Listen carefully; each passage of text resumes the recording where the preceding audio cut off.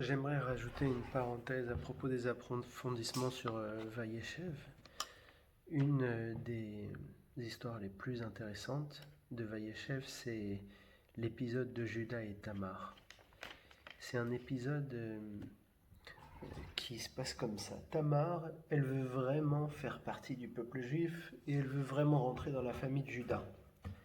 Elle est mariée au premier fils de Judas, mais le premier fils de Judas, qui s'appelle Er, la trouve très belle et ne veut pas gâcher sa beauté. Du coup, il refuse de lui faire des enfants. Donc il profite d'elle physiquement, mais il finit toujours dehors. Euh, Dieu n'aime pas ça. Il sort du ciel et il le tue directement. Ça n'est jamais arrivé avant, ça n'arrive qu'une seule fois après, juste après. Mais jamais Dieu se lève et décide de tuer une personne comme ça. Euh, pour une faute qui n'a pas l'air tellement grave. Enfin, il y a des fautes plus graves dans la Torah. Ensuite, vu la loi, la loi juive, si jamais le mari meurt et qu'il a un frère, et ben le frère il doit prendre la femme de son frère et, et faire un enfant au nom de son frère. Et donc elle se marie à Onan, le second fils de Judas. Et le second fils de Judas, lui, il n'aime pas son frère. Et il veut pas que son frère ait un fils. Donc il profite physiquement de Tamar, mais il fait exactement la même chose que son frère, il finit en dehors de Tamar. Et Dieu encore sort du ciel et tue directement Onan. À ce moment-là, Judas, il dit je vais quand même pas lui donner mon troisième fils parce qu'elle a l'air d'apporter la mort sur tous mes fils. Alors il dit à Tamar, oui, oui, je te promets, je vais te donner mon fils, mais il lui donne pas. Il dit, pour l'instant, il est trop jeune, tout ça, il trouve des excuses. Et du coup, Tamar, elle voit le truc. Entre-temps, Judas, il perd sa femme. Le temps du deuil passé, elle se déguise en prostituée. Elle va voir, elle va se mettre sur la route de Judas. Et Judas, donc le père de ses deux maris, il la voit, il veut en profiter et il lui fait l'amour en lui donnant un gage parce qu'il n'avait pas d'argent sur lui. Et quand il revient pour reprendre son gage et donner l'argent, elle a disparu. Alors il dit, bon, on va pas ébruiter l'affaire. Et donc il oublie cette histoire et quelques mois plus tard, elle est enceinte.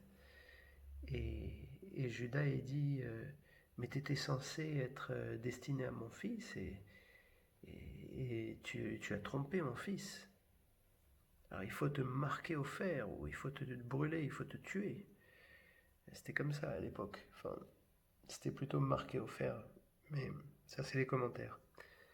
Et du coup, elle dit, le père de mon enfant est celui qui m'a donné ce gage. Et là, il reconnaît que c'était lui. Maintenant, la question c'est, moi la question que je me suis toujours posée, c'est comment ça se fait que Er et Onan, ils ont été tués pour des fautes tellement pas graves. Je veux dire, c'est mal d'abuser de sa femme et de ne pas lui faire d'enfants alors qu'elle veut des enfants. Je sais que c'est très mal. Mais mal au point que Dieu se dérange personnellement pour tuer juste une personne comme ça. Alors, je ne l'avais pas compris jusqu'à ce que une autre paracha me donne une certaine intuition. C'était la paracha Mishpatim. Mishpatim, je vais vous la trouver, c'est dans le livre de Shemot, c'est pas le livre de Bereshit. Shovavim, voilà. Mishpatim. Mishpatim, il y a marqué dans Mishpatim, voilà, que en ce qui concerne la veuve et l'orphelin, entre guillemets, qui n'ont personne vers qui se tourner en cas de problème, Dieu entend leur souffrance et sa colère éclate. Et ce qui est intéressant dans Mishpatim, ça te donne les lois, le code de loi des Juifs, qui plus tard sera détaillé dans Shulchan Aruch, mais Mishpatim, c'est vraiment la paracha qui te donne, voilà, si tu fais A, tu auras B, si tu fais ci, tu auras ça. Tu dois rembourser si tu as volé, des choses comme ça, bref. Et tout est froid. Il n'y a aucun sentiment. C'est vraiment mathématique. Mais quand il s'agit de la veuve et l'orphelin, tout d'un coup, il y a marqué que Dieu, sa colère, elle éclate. Et toi aussi, ta femme sera veuve et tes enfants seront orphelins. Et tout d'un coup, on a l'impression que Dieu, il est très, très, très, très énervé lorsqu'on offense ou qu'on oppresse la veuve et l'orphelin, parce que la veuve et l'orphelin n'a personne vers qui se tourner, donc elles peuvent se tourner vers Dieu. Alors ça m'a donné l'intuition que peut-être que Tamar était orpheline. Et en effet, dans Sota 10a, il y a le détail de la conversation qu'il y a eu entre Judas et Tamar au moment où elle était prostituée, elle était cachée, elle était dans un voile. Le voile des musulmanes que vous voyez, en fait, dans la tradition, c'est le voile des prostituées. Donc loin d'être un signe de pudeur, c'est plutôt un signe de prostitution dans la Torah. Et donc, elle était cachée, et donc lui, il ne l'a pas reconnue, et donc ils ont eu une sorte de conversation, et dans cette conversation est venue la question de Judas à Tamar, qui est ton père? Et elle dit, je suis orpheline. Alors, en fait, Er et Onan, ils n'ont pas été tués parce qu'ils ont pratiqué l'onanisme. Ils ont été tués parce qu'ils ont opprimé et offensé une orpheline. C'est très important de comprendre ça. Quand il y a quelqu'un qui est orphelin, ou veuf d'ailleurs, parce que après Er, elle était veuve, eh ben, c'est le cas où Dieu intervient directement. Il ne faut jamais offenser des orphelins ou des veufs. Et quand on ne connaît pas quelqu'un, il ne faut pas l'offenser parce qu'on peut tomber sur un orphelin ou un veuf. Maintenant, il y a une autre orpheline dans la Torah, c'est Esther. Esther, c'est pas dans la Torah écrite, mais c'est dans les Ktuvim. Esther, c'est la fille qui a été choisie par le grand roi Avimelech pour devenir sa femme. Et Aman voulait exterminer le peuple juif. Finalement, c'est Aman qui a été tué, lui et ses 10 fils. Donc, voilà, c'est un chidouche. Je l'ai trouvé tout seul. J'ai fait le lien entre Mishpatim et l'histoire de Er et Onan parce que ça me travaillait pendant des mois et des mois. Je me disais, mais comment ça se fait que Dieu, tout d'un coup, il tue une personne pour ça?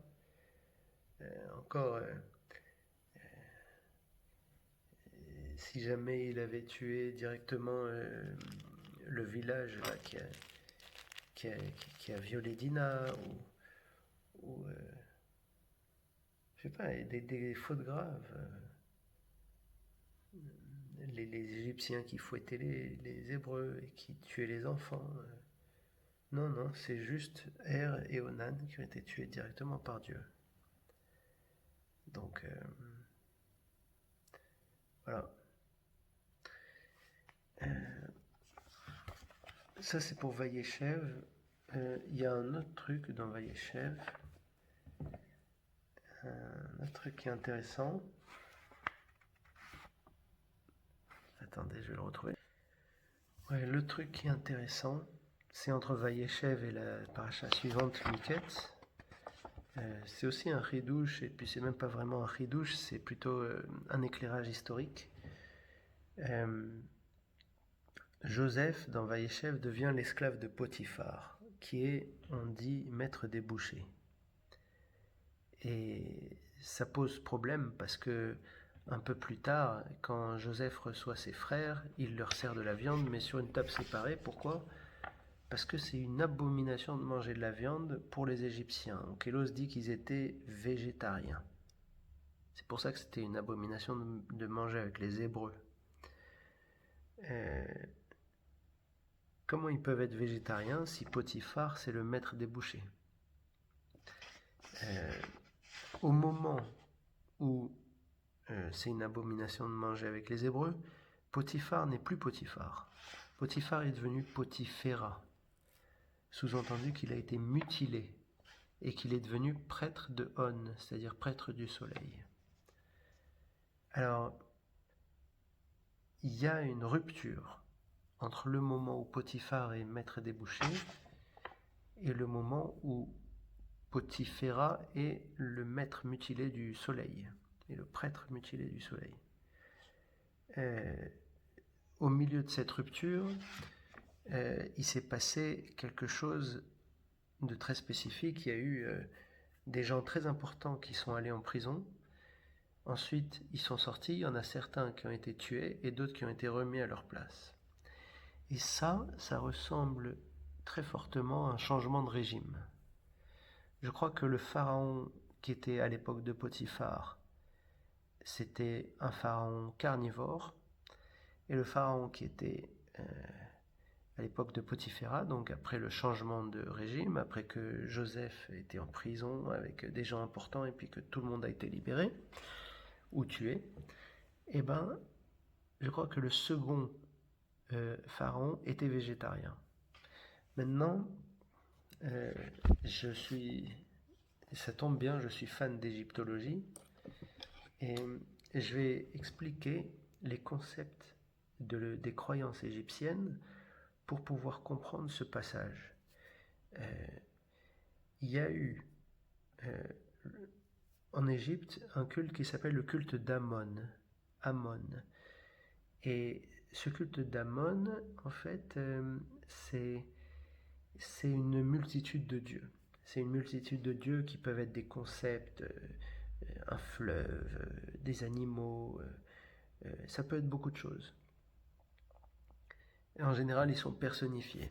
Il y en a un qui est sage, il y en a un qui est méchant, il y en a un qui est fort, il y a de tout. Il y a aussi des femmes, il y a aussi des enfants, des couples, tout ça. C'est toute une mythologie. Mais c'est tous les dieux qui ont leur importance. Ça, c'est le culte d'Amon. Après, ça a donné les pharaons comme Toutankhamon, Amenhotep. Amenhotep, ça vient de Amon aussi. Il y en a plein. Maintenant, le truc, c'est que il y a un pharaon très spécial qui s'appelle Akhenaton qui ne pouvait pas supporter son père. Son père, c'était Amenhotep III. Et Amenhotep III, c'était un pharaon très dur, exigeant, guerrier, qui avait beaucoup de succès, qui était très fort. Et sa femme, elle était fan du soleil, et lui, il était Amenhotep, donc culte d'Amon. Et Amenhotep IV, qui est devenu Akhenaton, il était très proche de sa mère, et il lui vouait un culte, et du coup, il s'est marié avec elle. Ça arrivait souvent en Égypte, mais surtout, il a adopté le culte d'Aton.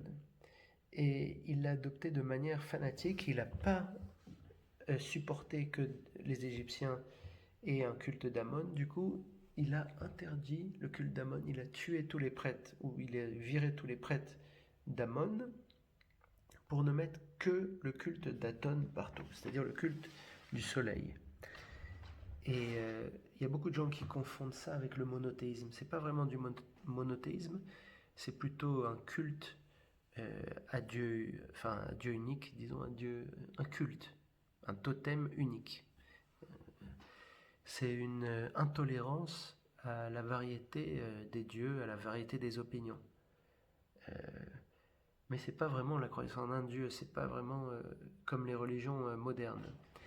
Bref, le culte d'Aton, il était très impopulaire en Égypte parce qu'il y avait beaucoup de gens qui voulaient continuer à suivre d'autres dieux. La société égyptienne n'était pas que pour le soleil et du coup, ils ont décidé de renverser Akhenaton, je pense. Il n'y a pas de preuve de ce que je dis. Ce qu'on sait, c'est que Akhenaton, il a cédé, il est mort à un moment, on ne sait pas comment.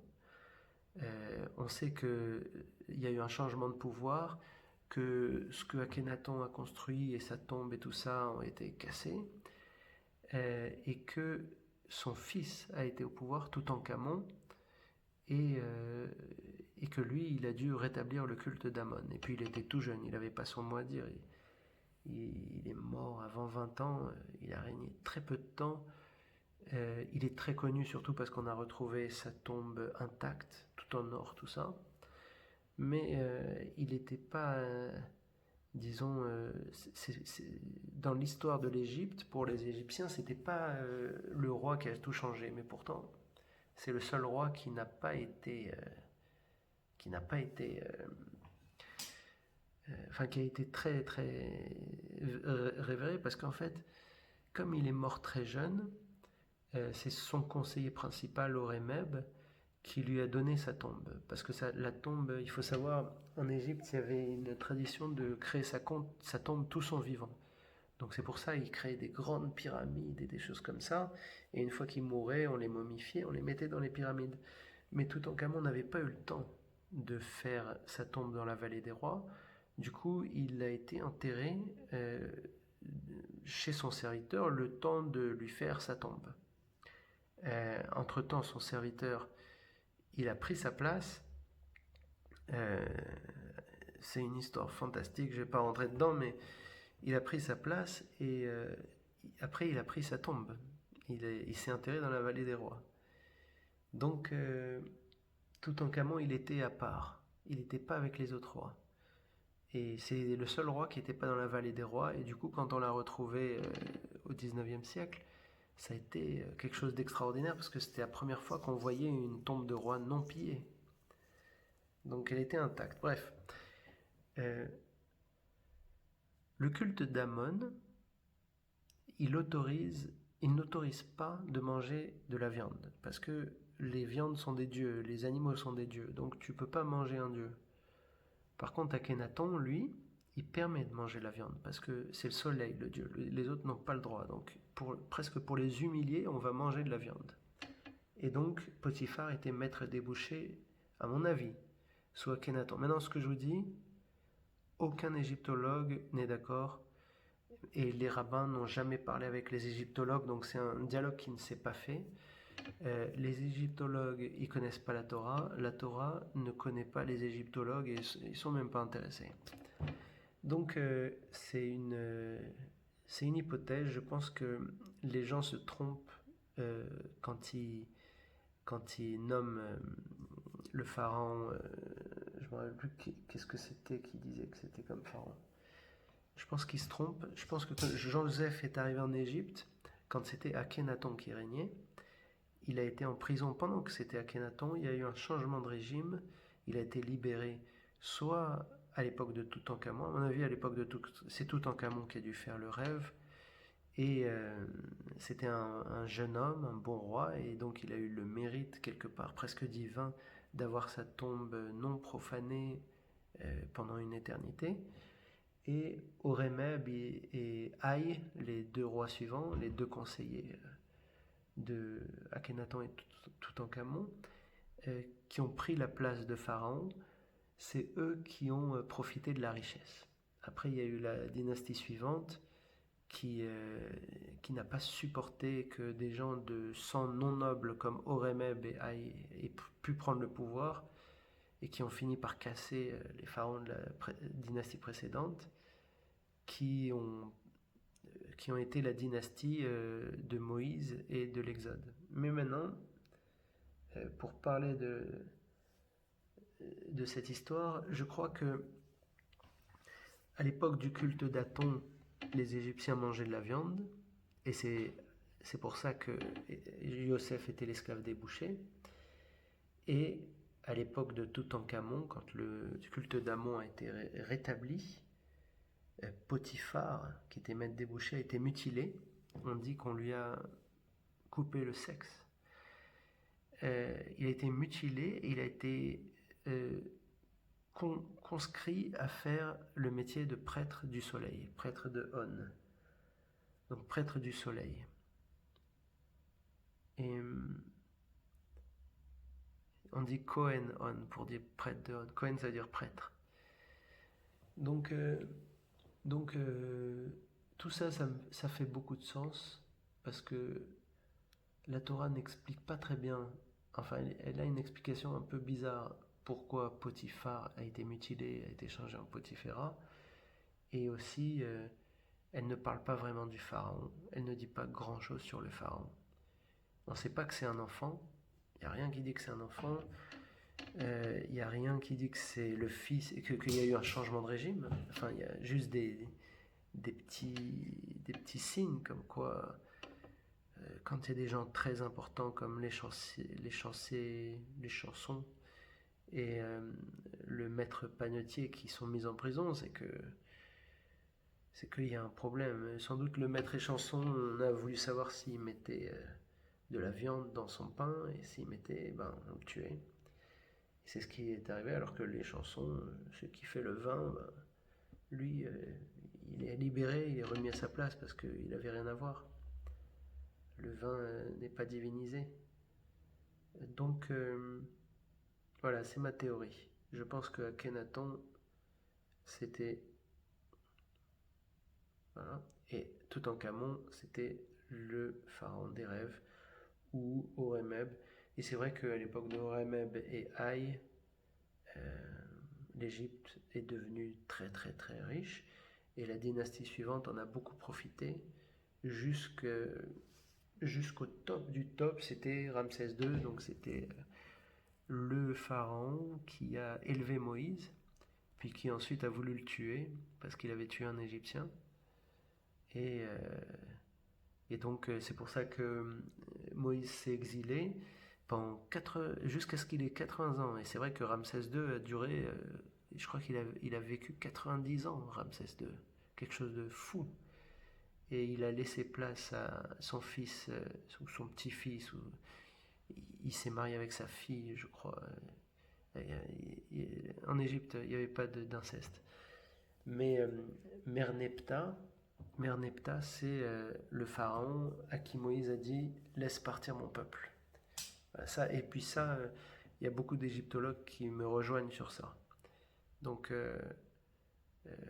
autant Akhenaton, Toutankhamon, je suis le seul à le dire, autant Ramsès II, Merneptah, je crois qu'il y a presque un consensus dessus. Voilà. C'est juste un éclairage qui est intéressant. Voilà, à plus.